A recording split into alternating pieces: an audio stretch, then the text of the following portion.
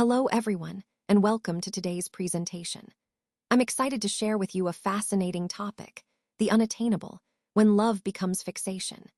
In this session, we'll explore how sometimes love can turn into an obsession and why we tend to be forgiving or even admiring toward those who can't let go of someone.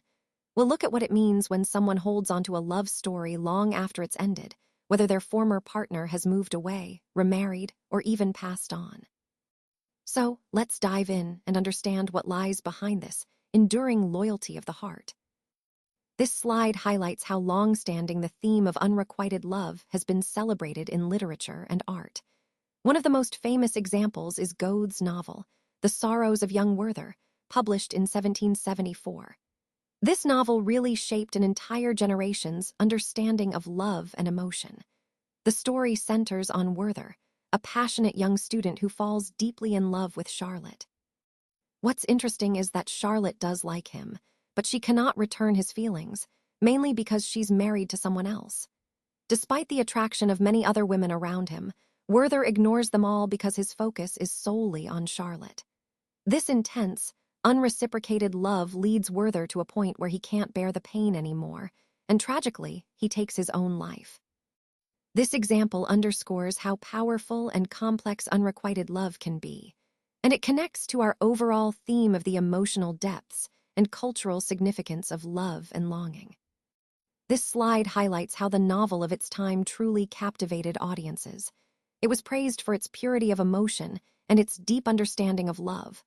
But, as we look a bit deeper, there's an uncomfortable truth behind that praise. Unrequited passion, for example, might seem generous or noble on the surface, but in reality, it can be a disguised retreat from the real challenges that love presents.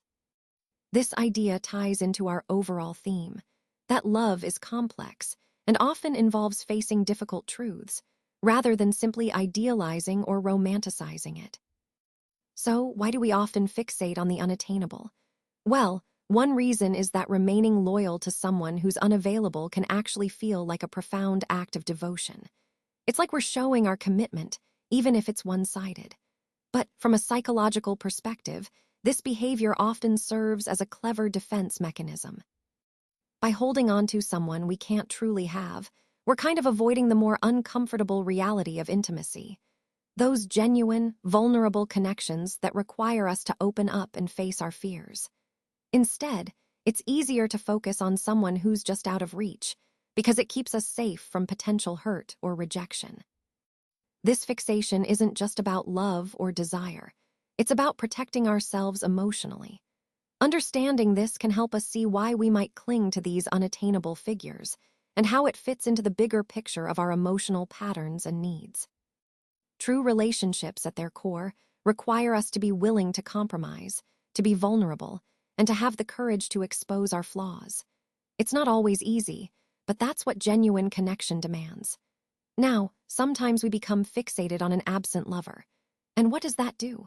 It allows us to publicly declare our love and commitment, even if privately we're avoiding the real difficulties that come with true intimacy. This fixation acts as a kind of shield, protecting us from facing the challenges head-on. When we focus on an unavailable partner, it becomes a safe screen, something onto which we project our deepest longings and desires. And here's the key. By doing this, we avoid testing those longings in reality, which can be scary and uncertain. But ultimately, this pattern keeps us from experiencing the vulnerability and effort needed for authentic relationships. It's important to recognize this pattern because true love asks us to be brave, to show up despite the risks, and to accept both our flaws and the imperfections of others. Many of us carry underlying fears that drive this pattern. One common fear is the fear of hope. When we open ourselves to a real, available relationship, it can be terrifying to face the possibility of disappointment. So instead of risking that hurt, we might cling to the idea of an unattainable person, which keeps us safe from rejection. Another significant fear is self-hatred. If we secretly doubt our own worth, when someone shows us genuine affection, it can feel strange or even undeserved. Sometimes, unconsciously, we prefer rejection because it confirms that inner script we hold, that we're not truly worthy of love. And then there's the fear of self-revelation. True intimacy requires us to reveal parts of ourselves we might keep hidden. But instead of facing that vulnerability, we often fixate on someone who seems unreachable. That way, we can avoid exposing those vulnerable, perhaps frightening, parts of ourselves. Understanding these fears helps us see why we might cling to these patterns. It's not just about the other person, it's about protecting ourselves from these deep-seated fears. Recognizing this is an important step toward breaking free and forming healthier connections. Now, what I find interesting is that when people are caught up in romantic fixation, they often don't take the time to really examine the fears underlying that obsession. Instead of looking inward, they tend to focus all their attention on the object of their affection, their former partner who may not even be responsive anymore. It's almost as if their gaze is fixed outward, on that unresponsive figure, rather than turning inward to explore what's really driving their attachment.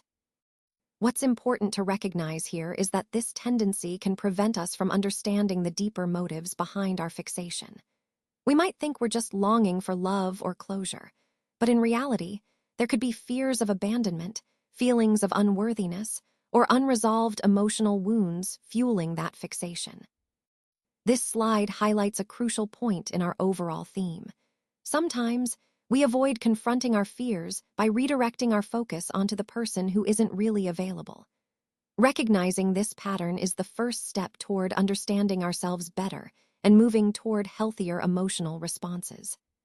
When we talk about the path to liberation, it's important to understand that escaping fixation doesn't mean we have to deny that we ever loved that person. Instead, it's about carefully examining what it was that drew us to them in the first place. Was it their kindness, their intelligence, maybe their sense of humor, or perhaps the way they made us feel truly alive? Once we identify these qualities, a powerful realization begins to unfold. It's that these traits are not unique to one person. They exist in countless others who are not burdened by the complications that made the original relationship difficult or impossible. This shift in perspective doesn't diminish the memory of the person we loved. In fact, it broadens our horizon. It helps us see that what we truly desire isn't tied to a single individual, but is something more universal, something we can find elsewhere, if we're willing to look. And that's a crucial step on the path to freeing ourselves from fixation and opening up to new possibilities. Let's talk about something that might seem counterintuitive at first. The idea that disappointment itself can offer a strange kind of comfort. When we experience rejection or abandonment, there's a peculiar safety in that pain. It's almost as if being turned away shields us from the even greater vulnerability of truly being known. Because if someone sees us completely and still chooses to stay, that's a different level of risk altogether. So, in a way, rejection can protect us from opening up fully, from risking the intimacy that really makes us vulnerable. And that's a key point. Sometimes our attachment to the pain of loss or absence is a way of avoiding the real risks involved in genuine connection. But here's the important part to remember. True love isn't about longing for someone who is absent or lost. Love isn't proven just by staying loyal to what's gone or what we've lost. Instead, real love is demonstrated by having the courage to engage with the person who is present, right here, right now. It's about being willing to face vulnerability head-on, rather than hiding behind the safety of disappointment or absence. This ties into our overall theme. Authenticity and courage in love require us to confront pain and vulnerability directly, rather than retreat into familiar comfort zones of avoidance. The true challenge of love, I believe, is often misunderstood. It's not about tragic fixations or idealized notions of romance. Instead, real romance resides in the daring act of accepting someone who is truly available, imperfect, and willing to love us in return. It's about allowing ourselves to be chosen, even when our inner voices tell us we're unworthy. This is the essence of what makes love courageous. Despite our fears and insecurities, we have to believe that someone here and now finds us lovable. That's the core message I want to emphasize today. Think about Werther's story. His fate may still evoke sympathy, but the real wisdom lies in moving beyond his tragedy. True love, brave love involves stepping out of the safety of longing and into the risks of genuine intimacy. It's about embracing vulnerability and trusting that love is worth the risk. So, when we talk about love in the context of this presentation, I want us to remember that the real challenge is about bravery, the courage to love fully despite fears and imperfections. That's what makes love truly meaningful and worth pursuing.